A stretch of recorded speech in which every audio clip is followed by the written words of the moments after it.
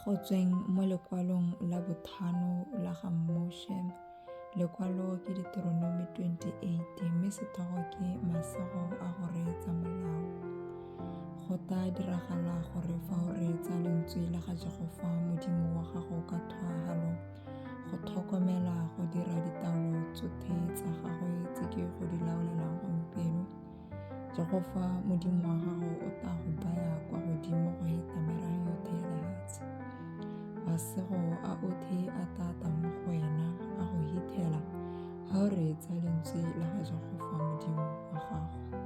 O tla nna sego mo motseng, o tla nna sego mo nageng.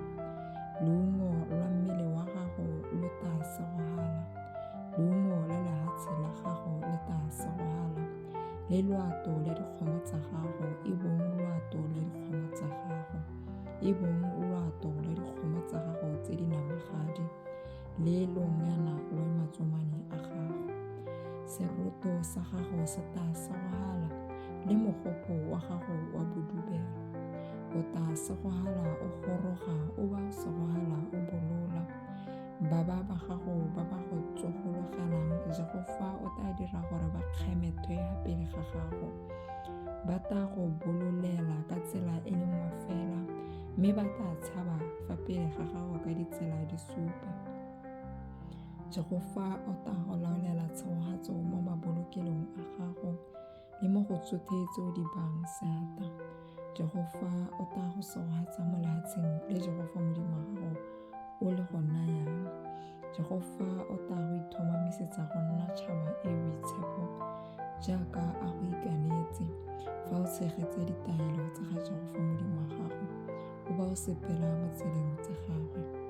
Ditšhaba tsotlhe tsa lefatshe di tla bona fa o bidiwa ka leina la ga Jehova, mme di tla go boifa. Jehova o tla go ntshihaletsa mo go molemo, mo leungong lwa mmele wa gago, mo loatong lwa dikgomo tsa gagwe, le mo leungong la lefatshe la gago, mo lefatsheng le Jehova o ikanetseng boraeno a re o tla go lo naya.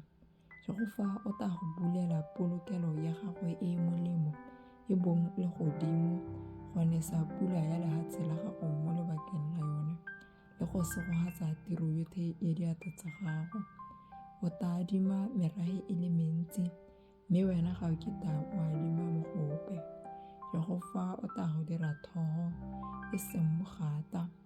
O tla nna kwa godimo go le kgosi, ga o kitla o nna kwa tlase fa o reetsa ditaelo tsa ga Jehova Modimo wa gago tse di go di laolelang gompieno, o di tlhokomela, o di dira, o sa fapoge mafoko a ke a go laolelang gompieno, go ya ntlheng ya le legolo kgotsa ya la molema, o latela medimo e sele go tla o e direla.